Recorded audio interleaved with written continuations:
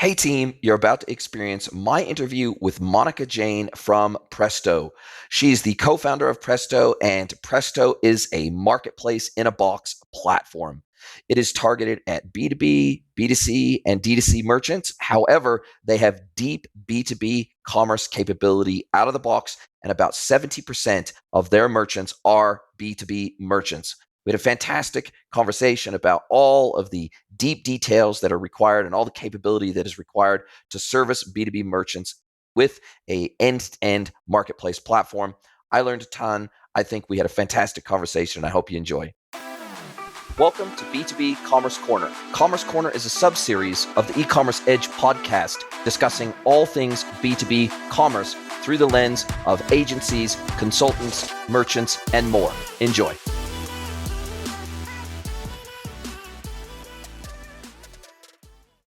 Hello, everybody, and welcome to another episode of the podcast. It is my absolute pleasure to welcome Monika Jain from Presto to the pod today. Welcome, Monika. Thank you, Jason. Absolutely a pleasure to be here and listening.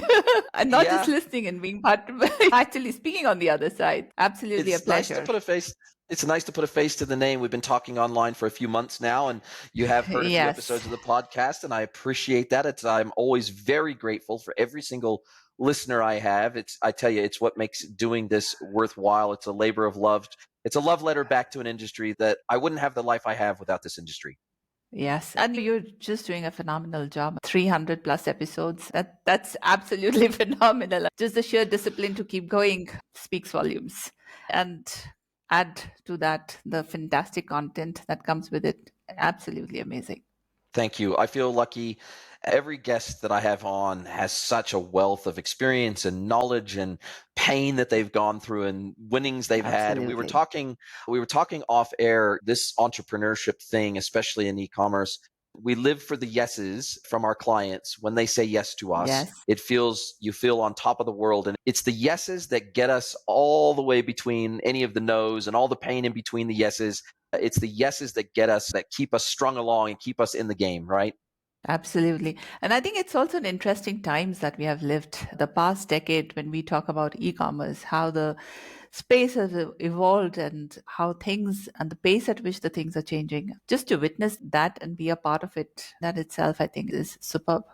It is. And I tell you, I've been in this industry now over 20 years. And if I look back across the industry and the evolution of our space has been so rapid in that time. But by the same token, the concept of buying and selling and trading is as old as time. It's as old as humanity. There's many cultures that were raised in a barter system where they were maybe tribal in nature. And so they lived and survived on a barter system. And then obviously we got into the era of fiat money, and that sort of took the place of bartering direct person to person. But that concept of trading, that concept of sharing, that concept of building something, adding value to it, selling it to somebody else, and then they sell something of value back to us, that concept is what shaped humanity since the earliest of times, right? And so to be part of that legacy of being a trader, of being a business person, of being an entrepreneur, of being a mercantilist, of being that is a rich human legacy, isn't it? Absolutely, absolutely. And I think the shapes and formats it's taken and it's continues to kind of shape. We trade in different ways. When we talk about our own sector, B2B, B2C, and now the on-demand services coming on top of that. So I think, it's the way we consume services, the way we trade good is just fantastic. And I think bringing on the cultural aspects, absolutely, the way things are done in different countries while we all do the same things, but those nuances in which we adapt to the local conditions, I think that also translates quite nicely to our industry. When we talk about India, it's all about scale. The volumes, it has to fit into the volumes, right? When we talk about the West, it's more about value selling. Here, because the labor is abundant, the value selling kind of takes a back seat. And if it takes 5 hours for a low-end person to do the job, so be it. Why automate? So I think those nuances definitely, or when we talk about how somebody would access the systems when they're offline, how does the sync happen? What is the real-time applicability, or how real-time data do you need? I think those are some of phenomenal learnings that kind of help us to bring a very scalable product to the market, so to say. There's something that's applicable around the world and not just in certain domains. So yeah, absolutely. Even though we are trading all the time, I think the way in which we do how we say yes and a no, for example, and what does it actually mean? Yeah, it all bakes into a lot of things.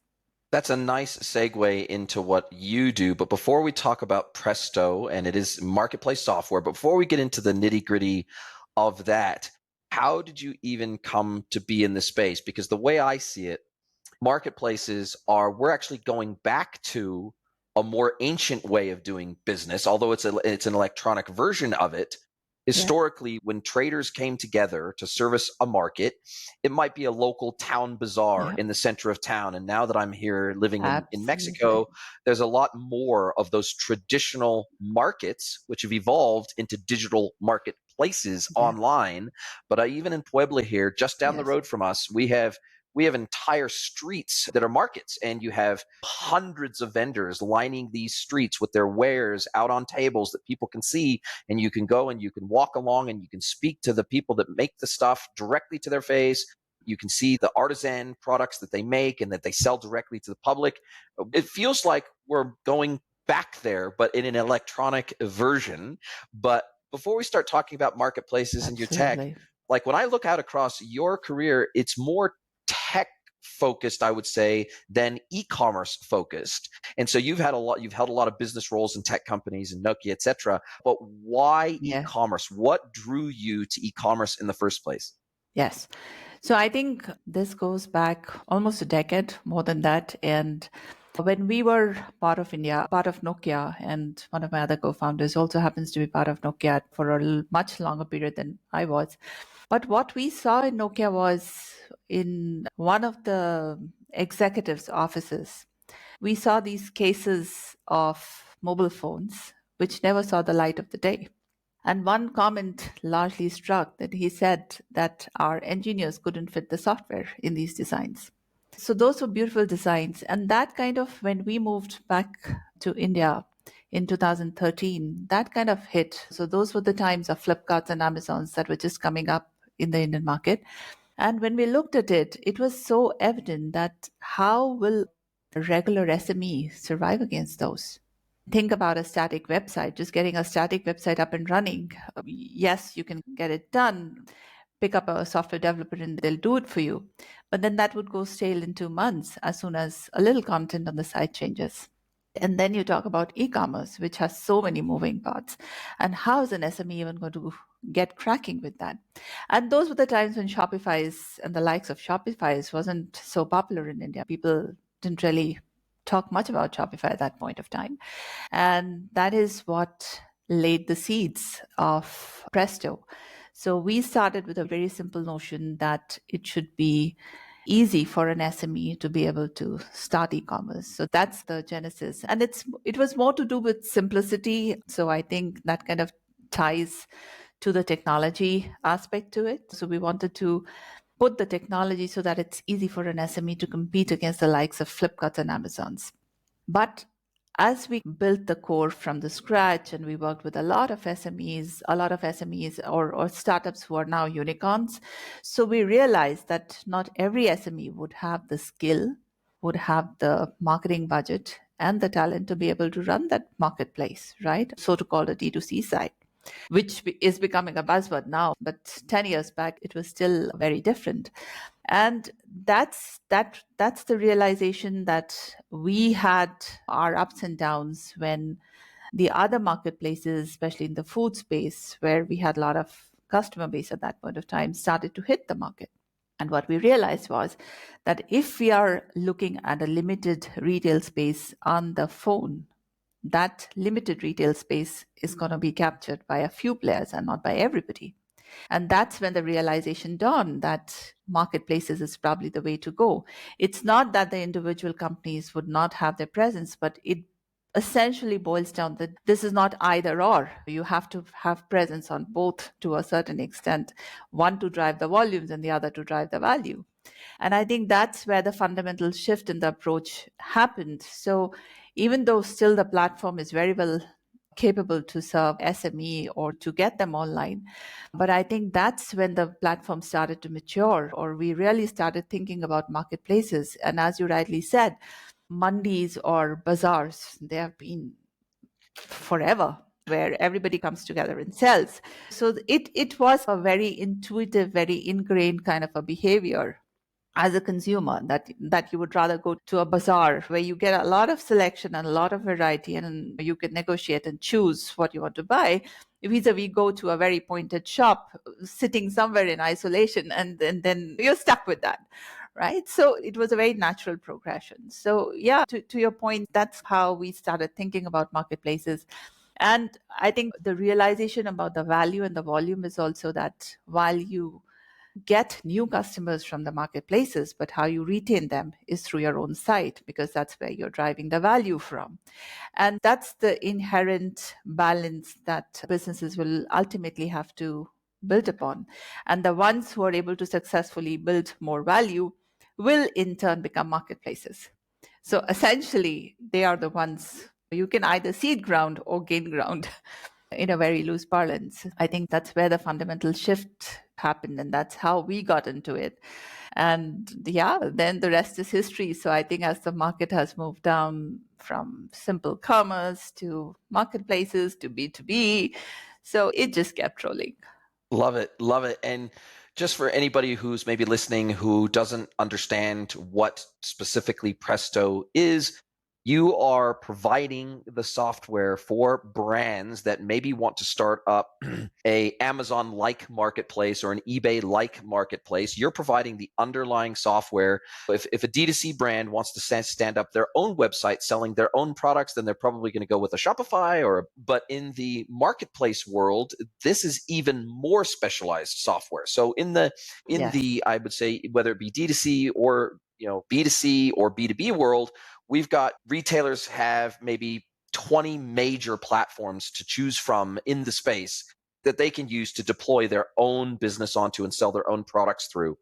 In the marketplace space, there's not that many complete Yes. end-to-end solutions for marketplace software, right? You've got the majors that maybe some of the listeners have heard of, the Miracles of the world, the Marketplacers of the world, the Nauticals of the world, these big behemoths Yes. that are very expensive, very time-consuming to set up. We're talking deployments are measured in 6-month blocks. It could take you 6 to 12 months to get up and running on these platforms.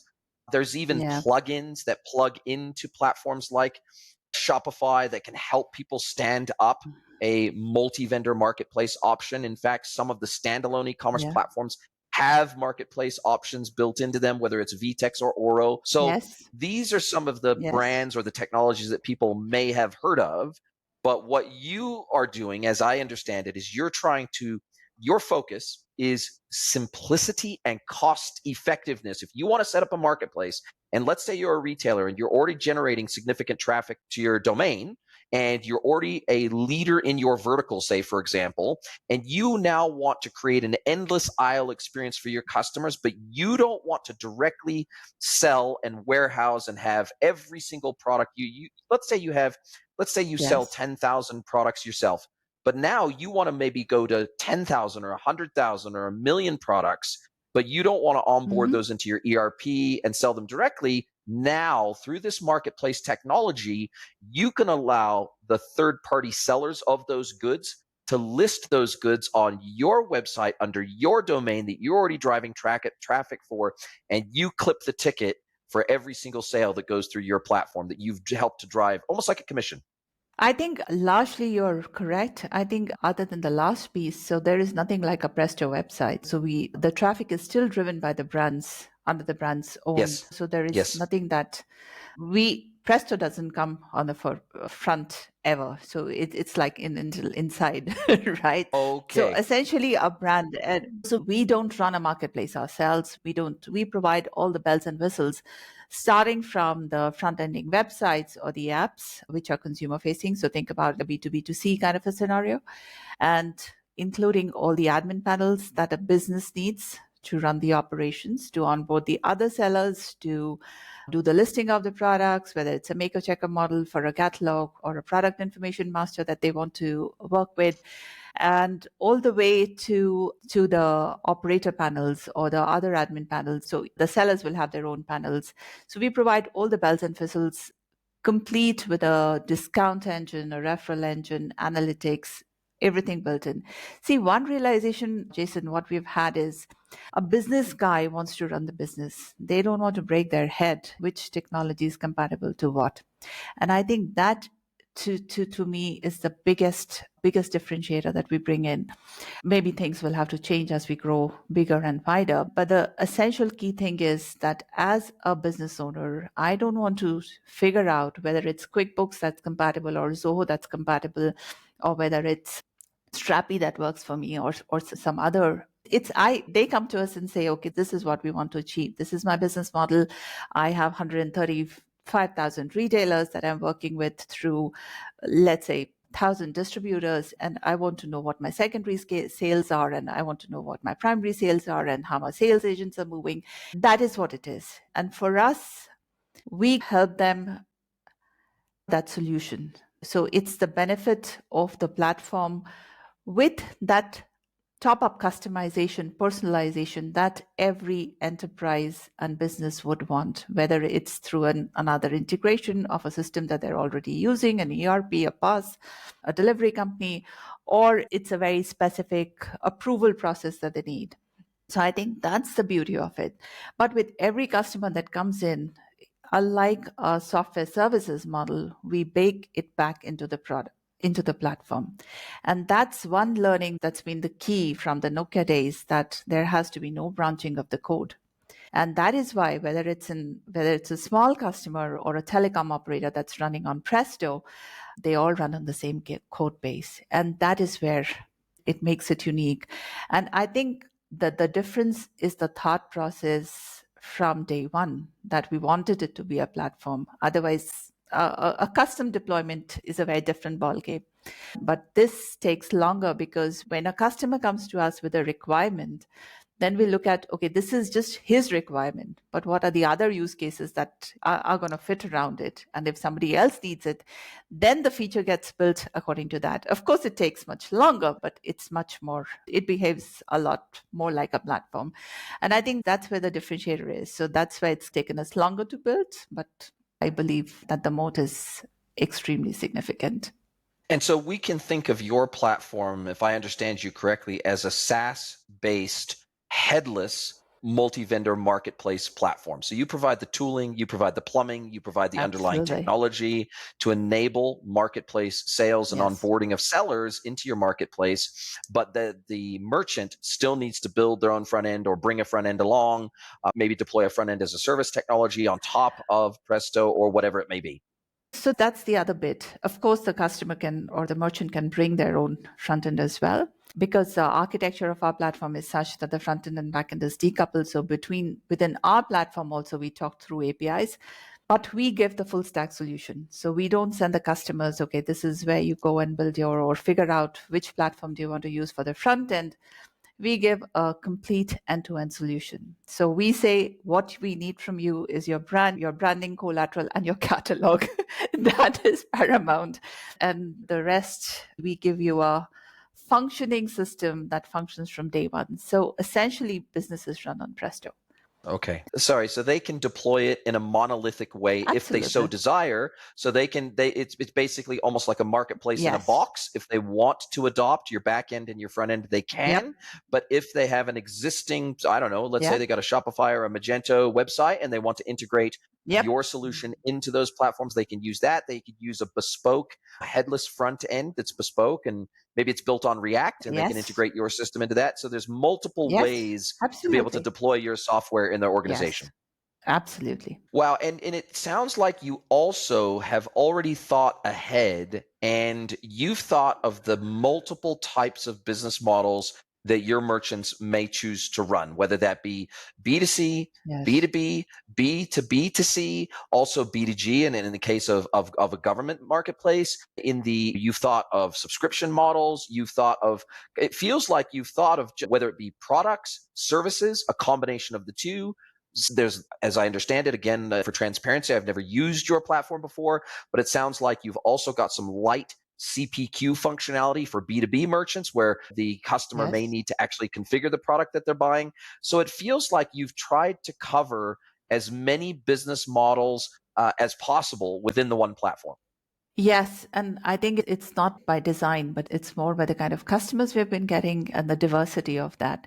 And I think we've been privileged that each of these customers have been live deployed in the market. So we have built the product with the customers with live feedback from the market. So talk about the on-demand services platform.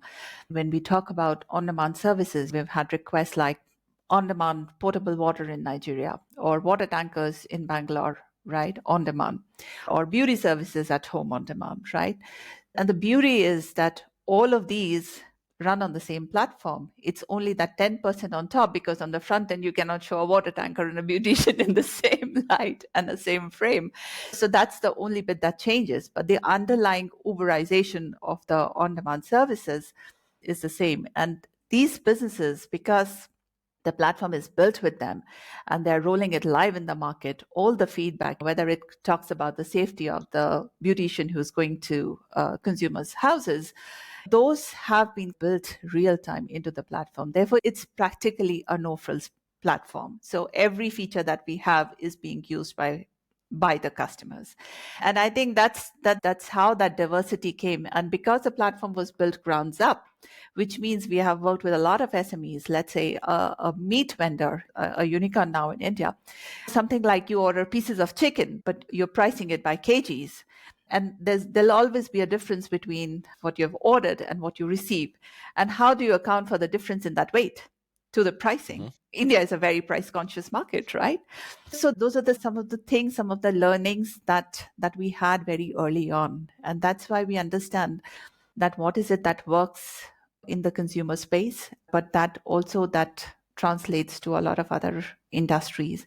For example, some of the telecom industries, right? So telecoms are typically known to be not very user friendly in a large sense. And that blend of what the consumer wants, consumer still wants a Netflix kind of an experience, but you still need to give them the information that they need on the core systems. And that blend, I think, is what we bring best to the table. And now, since we've been working with a lot of different industries, we know how those user journeys kind of work on the front end, whether you're buying a jewelry or whether you're buying grocery or you're buying shoes or apparel. And I think that's the heritage that kind of we bring to the table, which makes it more robust, and talk about different models, because each of these models have been asked by some of the customers some of the times. And therefore, that thought process has evolved and built into the system. So let's unpick two of those scenarios that you were speaking about, and two of the different business models that you have to cater for. I've got some experience with the telecoms industry and how complex it is. And one of the challenges of the telecoms industry is that in the same transaction, sometimes they'll have hardware, they might have handsets, they might have a wireless access point, they might have an installation service, they might have a subscription service for data or telephony services, all on the same transaction that then has to be routed to maybe different ERPs in the back end or different service providers in the back end. So these are very complex multimodal transactions. And then one of the other Yes. use cases that you alluded to was service providers, meaning, okay, let's say I'm a produce provider online and I've got all these people providing meat and fruits and vegetables and nuts, etc. Now we've got the consideration of a delivery service and a scheduler that has to happen. And this all has to happen to the same Yes. address, and it has to work in with the customer's recipient availability. So we've got multiple modes of both product and delivery models, right? And that starts to get complex pretty Yes. quickly. Hey team, I have a big favor to ask you. Please pause this episode and send the link of this episode to someone you know that you think would enjoy this content. Really appreciate you spreading the word. This is how we grow. We're not a Joe Rogan. We don't have big, massive advertising budgets, but we absolutely want to grow. We want to get the learnings from all of these episodes out to as wide of an audience as possible, and we need your help to do it. Thank you. And now back to your listening. Absolutely. So I think that's a very interesting point that you brought up. Today, in today's world, as you rightly pointed out, think about a traditional paint company, okay? A company that's traditionally selling paints. Their core product is the paints. But as a consumer, I need the painting services, I need my tapes, and I need my brushes and everything else that goes along with it. If I want to maintain the market share, I cannot just sell the products. I need to sell the services. I need to cater to that ecosystem of painters, of workers who will actually cater to that. Think about the other way. There are companies, for example, this other customer of ours that are into selling beauty services, or they're in the salons business, a chain of salons, and they also provide beauticians at home. Beauticians are at very interesting point of selling products. They recommend products, and those recommendations are taken by the consumers. That is where the opportunity is. So you cannot work in isolation. So you cannot say that I'm a products company and I don't care how the services work. You might be a Best Buy, but you still might need people to send to assess the spaces, to do the installations, or to provide the services, whatever kind. So these two systems cannot work in disparate things. And you cannot tell a brand, boss, I will cater to your products businesses, but forget about the services. And that is absolutely spot on, that you need a scheduler, you need who's servicing to which customer at what point of time, what is the time frame, and that entire calendar management, that entire service operator management is now part of the platform. And that's why we are in a very unique space, so to say, because even the big Bs in the industry, that they're still talking about products, but when it comes to the services aspects, the offering is rather thin. And I think with our customers, for example, in Middle East, and with our customers in sometime back in Canada and in India, I think we covered a wide variety of calendar management, even to the extent that we even are extending the pause on the mobile, because India has skipped the desktop world, right? So we have jumped from no internet to mobile, right? And with data being so cheap, everybody is carrying internet in their pockets. So people don't like to install desktops. They don't like to install tablets. We need to work everything on the mobile, whether it's the operator or whether it's the manager of the outlet or it's the consumer. And the other aspect is that because the labor is so cheap, the delivery services are booming, which means that the geolocation aspect has to be absolutely spot on, because you're talking about 10-minute delivery and 5 minutes. I mean, actually, companies are competing on how quickly can they get the product to the consumer from the shop. So I think those are some of the things that have been a very sound building blocks, and that have been now factored into the platform. But more importantly, they have been deployed live. So when I say battle tested, they're literally battle tested in They're the in a live market, environment. because the scale you're talking about. Exactly. And across multiple cities where you have challenges that you're running a promotion in one city, and how do you shield it from the others so that you don't offer those discounts in the other cities. So I think this multi-outlet catalog, this multi-city formats, and different levels of hierarchy, that it just work beautifully. And what if you just off the top of your head, you probably don't know the exact figure, but if we were to compare the deployments of your platform for B2B use cases versus B2C/D2C use cases, what roughly would be the percentage of your deployments that are for B2B versus B2C? I think now it would be off late, it would be 70-30, 70 in favor of B2B. Post COVID, things have changed. So we had very solid and big customers during COVID times in the B2C space, running marketplaces in South Africa and some of the other countries. But I think B2B is the flavor now. B2B is indefinitely the flavor now, also fueled by the fact that a lot of funding has dried up for B2C space. The capital intensity of that is hitting a lot of businesses. Harder to acquire consumers. The marketing cost, the cost of customer acquisition is going way higher now than earlier. So B2B definitely would be now 70% of Your our business. customer base. Wow. And that brings its own unique Yes. challenges to the table, because B2B is so different to B2C or D2C. You Yes. now all of a sudden have to start thinking about MOQs. You now all of a sudden have to start thinking about buying increments. You have to start thinking about price lists per user. You now have to start thinking about CPQ, you configure price quote functionality for complex B2B Yes. products.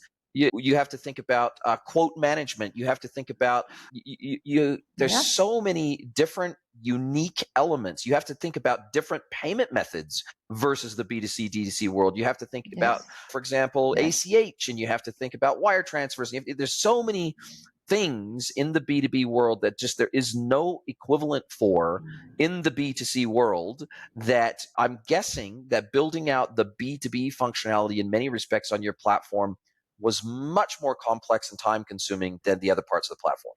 Absolutely. I think B2B is a very different ballgame. And as you rightly pointed out, all the things that you said, whether we talk about dynamic pricing or whether we talk about the minimum order quantities, or how do you take care of partial fulfillment and how do you take care of partial payments, I think they're all, or the request for quote, how to automate those. I think in a way, we've been again lucky or fortunate to have been working with some of the leading startups. And these are some of the Y Combinator funded startups, which see, a very demanding customer is very good for the platform because it pushes the platform to its limits. And I think that's why we have been evolving at a very fast pace. So when we talk about dynamic pricing or mapping, some of our customers are updating their prices 3 times a day, or some of them are in the commodities market, which needs a very different price updation mechanism. And then it doesn't necessarily need to be a marketplace. Some of them are in the B2B commerce space. So serving, for example, aggregating demand from the farmers and then supplying to the commercial kitchens. Now, mapping those, and they are working on practically very little sales field agents, which means that they are training from day one the customers to order online. And for that, to be able to manage that, because they're working with thousands of customers together, they need to be able to map the pricing according to the customers. So that dynamic pricing engine, and how do you map your customers to different price lists, and how do you do that pricing engine? So you have to just change the prices in one place and you're not changing 1,500 catalogs per se. That I think is a challenge that we have solved. Then we are talking about a chemicals marketplace on the platform, which is a two-way bidding platform. The request for quote has been automated. So instead of, a business guy also wants the same convenience, that if I can order things on Amazon, then why do I have to sift through multiple emails, multiple WhatsApp messages and phone calls to be able to figure it out? In fact, one of our customers, it was a very interesting thing. When we were meeting him, and he's a distributor, and he got a call from a guy and he said, yeah, let's give the shipment out to him. But the funny thing was, he had no clue how much credit that particular customer is already carrying at the time, because these businesses are working on phone. At the time of placing the order, he had no clue how much of credit or extra credit or he should not be giving to that person or that particular retailer. And I think that's where it starts to become even more interesting, that how do you manage your credit limits? And this, I think, is one of a very strong selling suite as well, that you're not, at no point of time you're blind to exactly what's happening in the system, how much payments have come in. You can use your wallet to top it up, right? So you can enforce credit limits that beyond that you will not be allowed to order. So some of our customers have retailers running in hundreds of thousands that they're managing, and to manage that kind of sheer size, it's just impossible to do it. I wouldn't say impossible, they have been running it so far, but I think at some point of time it starts to come and bite you. And I think slowly, I think the businesses are getting warmed up to that idea. Yeah, and look, I think you rightly pointed out the B2B market is largely run on a system of credit accounts. That's the norm. And being able to have Yes. credit stop, regardless of which channel the sale is executed through, becomes really important. Whether that transaction has been Yeah. secured through a field sales rep, whether that transaction has been executed via telephone or via WhatsApp or via marketplace, the reality is you need to recognize that Absolutely. customer as the same customer, regardless of where and how they place their order. And it needs to be a unified management system for their credit account and for their Yes. invoice payments, their statement accounts. All that stuff has to be unified. So we're starting to talk about, it's not Absolutely. in the B2C and D2C world, 100% of shipments are prepaid, whether it's a credit card payment, whether it's a direct credit payment, doesn't matter what the payment method is. It could even be buy now, pay later. Yeah. But the reality is the merchant is paid in advance before they ship anything. And so they are protected in ways that B2B merchants are not. And I tell you, this system of Yeah. credit account management and platforms like Balance are now bringing new modern payment methods to the B2B world. And I've had them on the Yeah. podcast before, and they are specifically building their platform to be universally available for marketplace deployment. They are focusing very heavily on B2B marketplaces because they know and they innately understand the challenges of this variety of global B2B payments, whether it's wire transfer, SWIFT, ACH, Yes. credit account payment. Like, they understand the unique complexities of the B2B world. And so it feels like even in the last, say, 5 years, the B2B e-commerce market has matured massively from prior to COVID, especially. And Yes. a lot of these B2B brands are realizing, Absolutely. oh my God, we can't send field sales reps to customers anymore. We have to have digital channels. Otherwise, we can't make a sale unless we've got digital Yes. channels. Absolutely. And I think I wouldn't say thanks to COVID, but I think there's a very stark post-COVID realization that businesses are acknowledging that because they never thought that such a scenario could ever exist where they cannot go and meet their customers or send somebody to meet them. But I think at the same time, they also realize that business can happen without sending them over there. And I think that's a realization. I think in some of the global markets, the adoption is a little different. In some of the developing economies, it's a different pace because it's a lot based still on trust. Who's going to honor my payment and I need to see that somebody who's accountable to be able to deliver that system. So I think that the pace of adoption might vary from geography to geography, but I think that realization is definitely coming in, whether it's B2C as well as B2B. Even in B2C space, a lot of realization coming in. So a lot of traditional businesses who are in the physical space, now all of a sudden they want to make very serious attempts in B2C kind of place. Whereas initially it was like, okay, this is 5% of my total sales. Even if I don't pay attention, I'm not suffering much. But I think that is now going away. And how Absolutely. have you dealt with the advent of social selling through communication apps? And I'm thinking, when I was down in New Zealand and now that I'm in Mexico, WhatsApp is the universal form of communication here. Almost no one uses cell phone anymore. It's all WhatsApp now. In the States, WhatsApp, Yeah, oddly, is not a big thing there. It's slowly not getting that. there, but Yeah, oddly, in America, WhatsApp is just, it's mostly FaceTime and Facebook Messenger are the two primary forms of communication there, mobile communication. But WhatsApp's not big there. But almost everywhere else in the world that I visited, WhatsApp is a de facto business tool, not only for getting yes, information, but actually even executing the transaction through WhatsApp. absolutely. So I think WhatsApp has become the default communication method.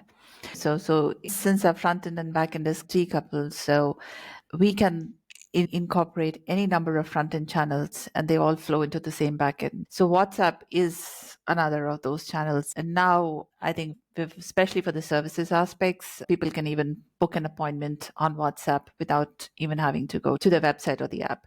So I think that goes without saying, especially for the Indian customers. And I think a lot of developing economies, as you rightly said, other than US, most of the world seem to have adopted it well. So I think, yeah, it's part of the platform offering. So that's a no-brainer for us. Yeah, your home market of India, it just seems like everybody in India uses WhatsApp, and they're experts. They don't Oh, just yeah, use it yeah. just to call family. They're experts with WhatsApp usage. I am sure. I am sure they are. Absolutely. So, yeah, payments, and I think nobody uses SMS anymore here. So SMS is only for the OTPs, the notifications. Other than that, everything is on WhatsApp. And I think email, as I said, yeah, emails are only if something has to be documented, then we look at email communication. But other than that, some of our customers, they used to run multiple WhatsApp channels with their customers. So this one entity will have multiple WhatsApp channels with different business customers. And I think that was again one of the very big pain points that they wanted sorted, because It's just impossible if, as the companies grow and you have different roles for different people, then how do you keep track of all the WhatsApp communication that's going on? So I think that flow of whatever WhatsApp orders are coming are also getting into your backend processing. That's an integral part of the offering as well. And are you seeing, especially for B2B customers, oftentimes they want to send through a CSV, right? They want to upload a CSV through the front end. They got a spreadsheet with 100 lines on it. They've got all the units, they've got Yeah. the SKUs, they've got absolutely everything. And whether it be through the e-commerce front end, and they upload the CSV to populate their cart, and then they check out with that CSV populated cart. Yes. Or I'm guessing in some instances, somebody might want to attach a CSV to a WhatsApp message and say, this is my order. I want you to go ahead and process my order. I am not sure about the second use case that you said, if you've encountered that, but CSV uploads, that's both for a B2C as well as B2B offering. That's a no-brainer. It's already there. And a lot of we have customers who have multiple branches and they say, each of my branches is not going to log in as an outlet and order. So we will give you a consolidated order and that you process. So even that functionality is now live. So as I said, the more extreme the use cases go, the more robust the kind of platform keeps on becoming. And I think that's us being fortunate. We are working in a very demanding market. That's the benefit of working with really demanding customers. I totally agree. And what's Yes. next for Yes. Presto? If you're to look out over the next 12 to 18 months of product development on your roadmap, what are the maybe top three pieces of functionality that you see as either your customers are already asking for, or you're saying, hey, we do this thing pretty good today, but these are the ways we want to improve the platform in the next 12 months? What does that look like for you? I think it's largely more on the peripherals. So when we talk about RFQ module for B2B customers, that is already in place. But then making it more robust with a lot of peripherals that will go around, whether it's integration with the delivery companies or integration with the delivery partners. So I think those are the places that we need to strengthen and keep on strengthening, because the more integrations that we have in place, the faster the customer goes to the market. So it takes the time away. I think the other roadmap item for us is also not roadmap. I think this is something already under development, is the ONDC platform. So that the government's initiative to democratize the commerce, both on the B2C and B2B. So we are largely concentrating on the B2B as well as the services component. So this is largely, if I am right now running a private network or I have a certain set of customers, but through this network, a lot of other customers can discover me, which not necessarily might be my customers today. And as a supplier, I can cater to all of them. So it's a two-way orchestration that customers who are not my customers today can discover me and place an order or onboard as a customer. And I, as a supplier, can discover and reach out to a lot more customers than I currently have. So this is a protocol that the government is implementing on a national scale and hopefully international in the coming months and years, which is something that we are contributing to be a part of. So that Wow, those this almost sounds like a protocols marketplace of are kind of marketplaces in a way. Yes, that's how it is. That is exactly how it is. This is pretty phenomenal. When we talk about UPI, the Unified Payment Infrastructure that the Government of India has launched, and how simplified and how well it has been adopted, I think the government has ambitions at least on the same level, and that commerce should also be democratized in the same way. We as a company have always felt that it has to be democratized. So especially on the services side, think about it. You can ship products from one place to the other, but services you can only avail locally. You cannot have services come from one city to the other. And therefore, these small ecosystems, it's about who can operationalize, who can garner enough number of service providers and market it enough to have the customer base. We just want to be on the back end and kind of power so many businesses or so many entrepreneurs. So I think that's the beauty of technology. And why does everybody need to reinvent every single time, right? It's the same set of technology. Why waste resources in doing that? Rather focus on creating more jobs and creating more entrepreneurs locally.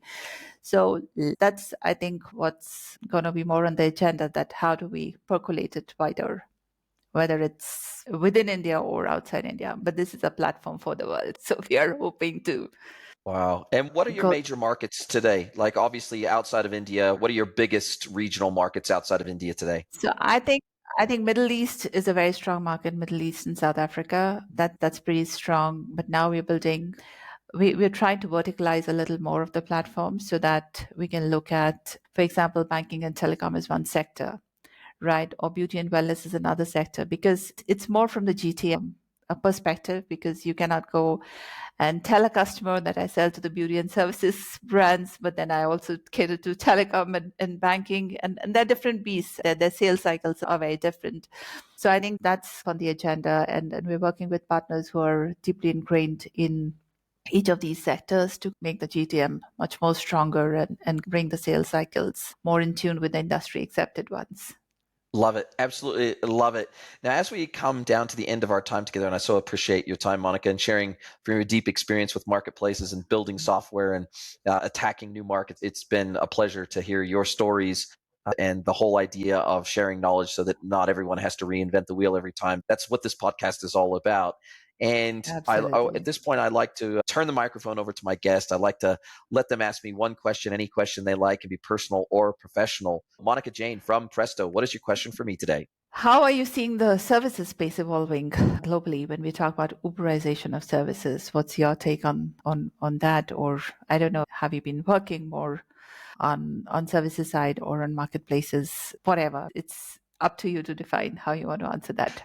Yeah, look, I think that we have seen the world move to an Uber model for so many things, but Yes. we've also seen many of those competitors in that space go by the wayside. We've Yeah. seen a lot of home delivery services, for example, just get clobbered by Uber Eats. We've seen Yeah. Uber moving into even the standard logistics space where they become a logistics delivery partner for small goods peer to peer as well as from business to Hmm. consumer.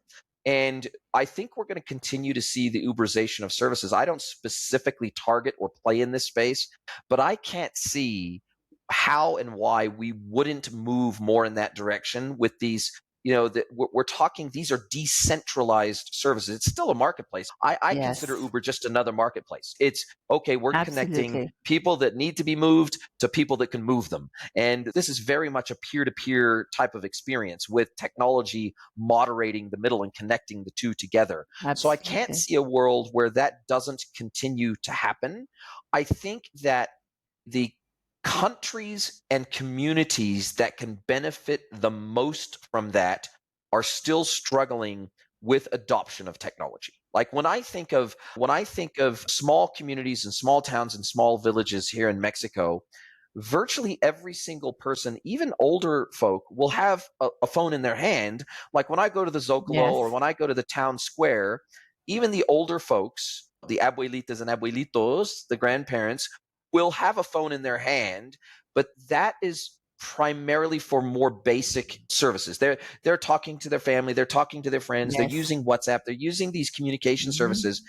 but it doesn't necessarily mean that they are commerce savvy on their phone. Of course, their kids and their Yes. grandkids are Absolutely. commerce savvy and they grew up doing commerce on their phone.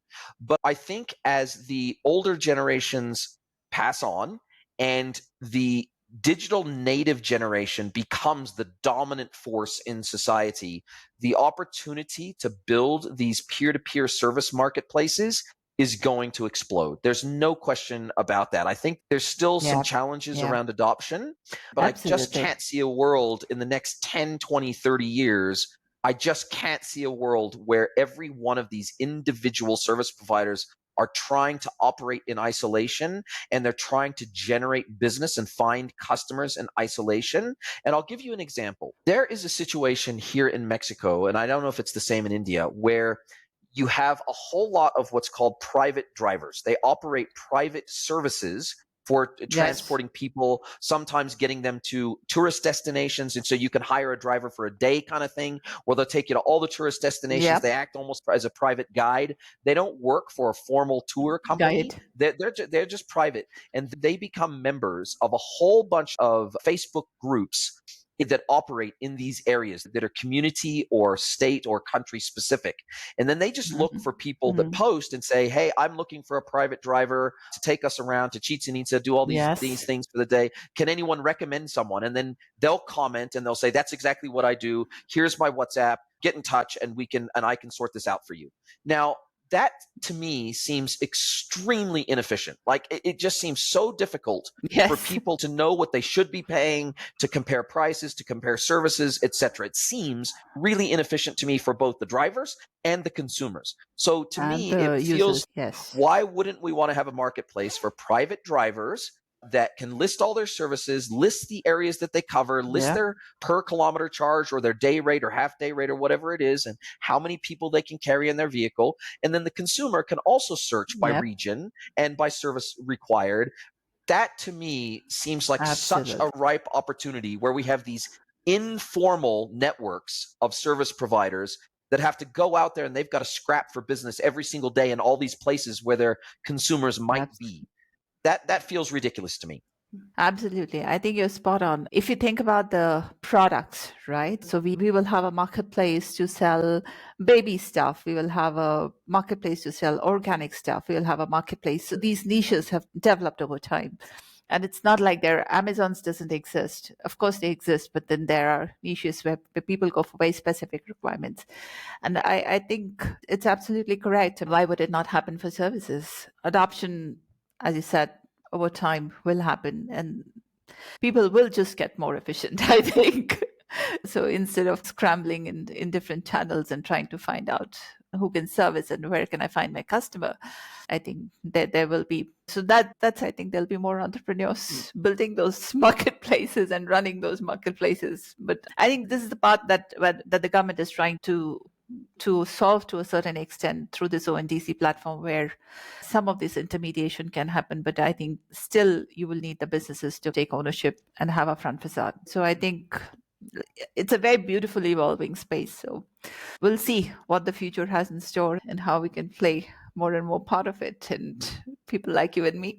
Absolutely. We're here to encourage adoption. That's for sure. Now, if people want to get a hold of you, Monika, are they best to go? Look, I'll put your LinkedIn profile in the show notes. I'll put the Presto website into the show notes. How do you like people to reach out to you if they want to learn more about Presto, or if they want to talk about more about marketplaces in general? Where's the best place to find you?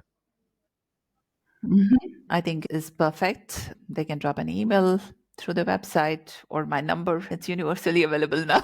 I think the 10 years it's been all, and WhatsApp. How can I forget WhatsApp? Of course, WhatsApp is the game. Listen, Monika, it's been my absolute pleasure to chat with you today. You've got such deep experience in this marketplace space. I've really enjoyed our conversation, and I can't wait to speak with you again soon. I think you've been a wonderful host, Jason. I've thoroughly enjoyed my conversation here as well. And I think you're doing a phenomenal job. Wish you all the best and hope you keep growing and keep batting for the industry. Are you a B2B or D2C e-commerce merchant?